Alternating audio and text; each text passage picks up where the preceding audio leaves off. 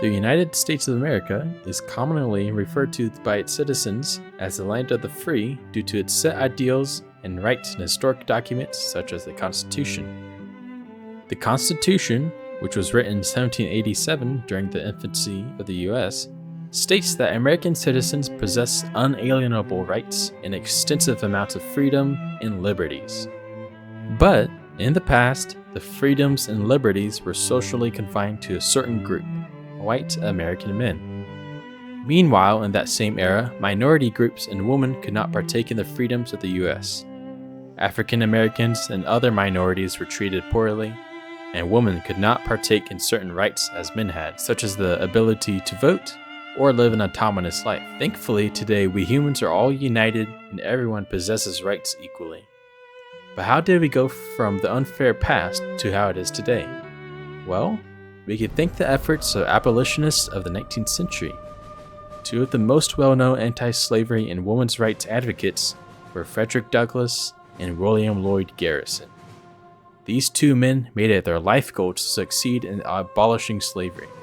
Both men had tackled serious problems in the US and performed controversial actions showing the world their intense passion and tenacity for their beliefs.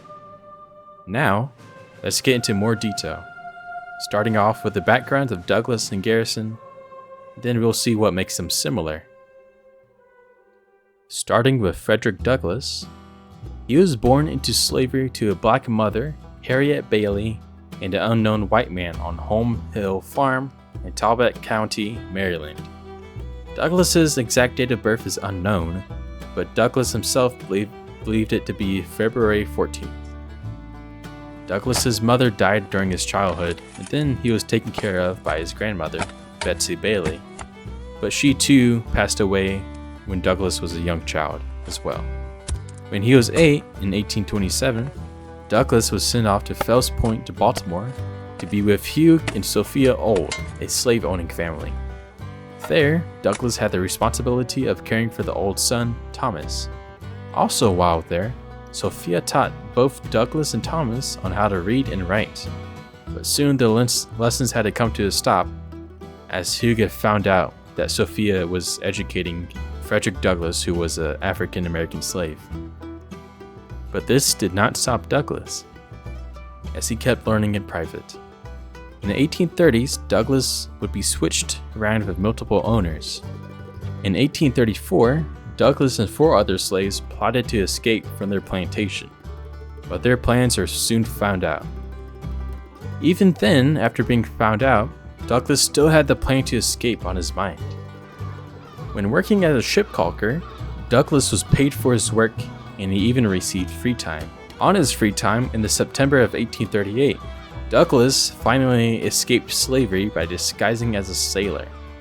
From there, he fled Baltimore to Delaware, to Philadelphia, and then finally to New York City. While in New York, Douglass set himself as an avid abolitionist and advocate for African American rights.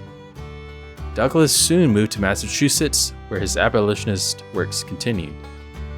While in Massachusetts, Douglass had met with William Lloyd Garrison, who was also a like-minded, staunch abolitionist.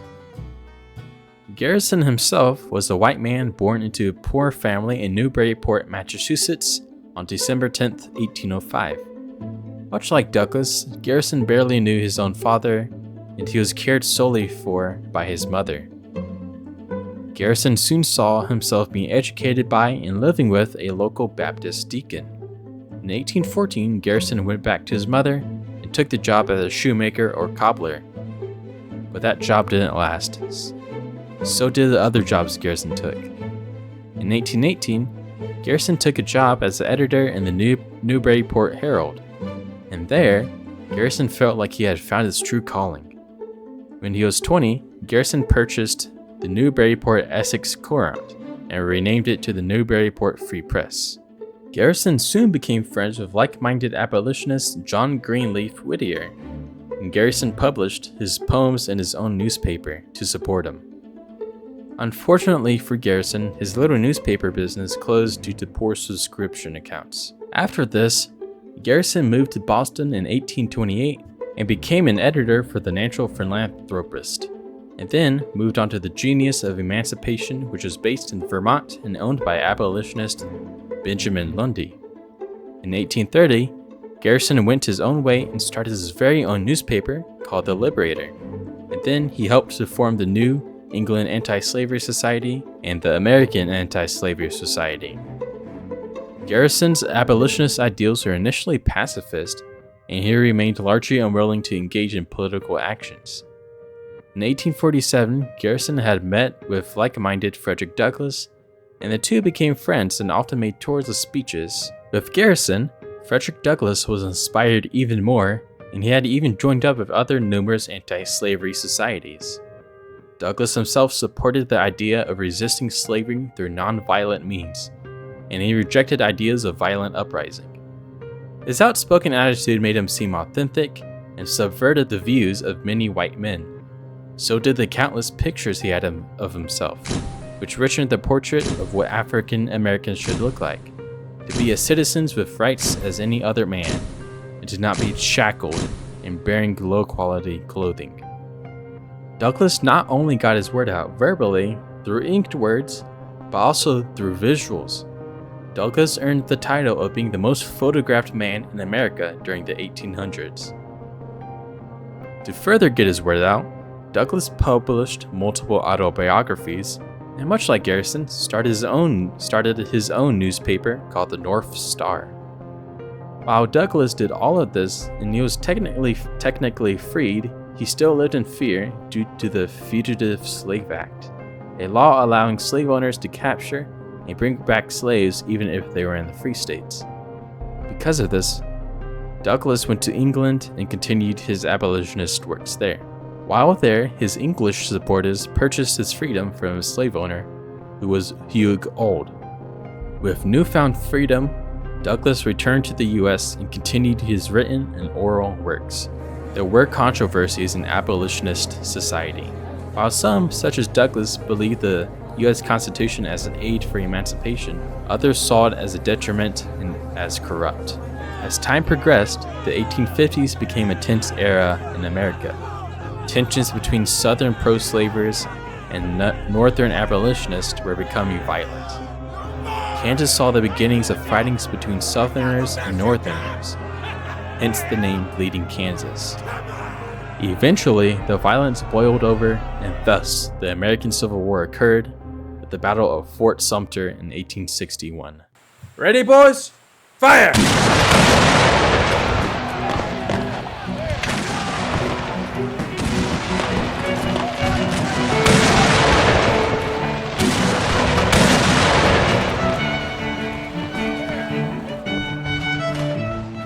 Initially, both Douglass and Garrison wanted emancipation through peaceful actions, but with war occurring, they had both realized that an armed struggle for freedom was needed.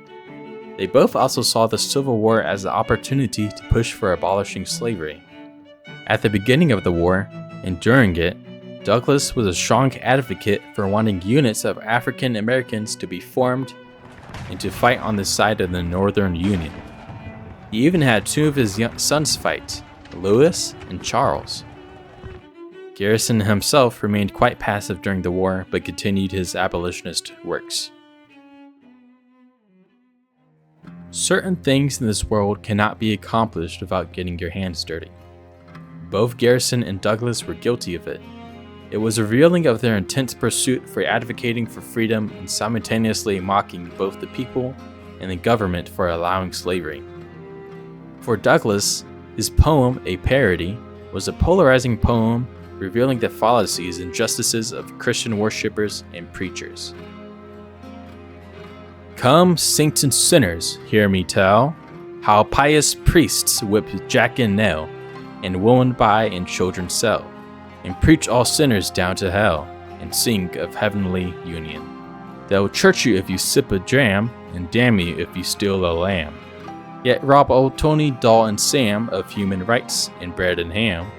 Kidnappers, heavenly union. Love not the world, the preacher said, and winked his eye and shook his head. He seized on Tom and Dick and Ned, cut short their meat and clothes and bread, yet still loved heavenly union. At the end of the poem, Douglas stated this: "Hoping that this little book may do something toward throwing light on the American slave system and hastening the glad day of deliverance to the millions of my brethren in bonds." As for Garrison, he also tackled a serious subject, that of the Constitution. While Douglas supported some aspects of it, Garrison despised it. He saw the Constitution as an agreement with hell and a covenant with death, and he felt it was illegal to allow slavery. His hatred for it even got to the point where he boldly burned a copy of the Constitution in front of a crowd to display his grievances. What the two men did, mocking both such highly regarded aspects of American life and history, were bold and radical, but was necessary to bring attention to the fallacies of America and what it stood for. To another point of similarity, Douglas and Garrison had both held women in high regards, leading to them simultaneously supporting women's rights. Douglas himself attended the 1848 Women's Rights Convention in Seneca Falls, and he aligned himself with important figures such as Susan B. Anthony and Elizabeth Stanton. In his newspaper, The North Star, Douglas said this: "Right is of no sex." Garrison himself promoted the idea of allowing women equal rights, and he made his stances clear in the Liberator. Unfortunately, women did not receive their desired wishes until the 19th Amendment, which was enacted in 1919.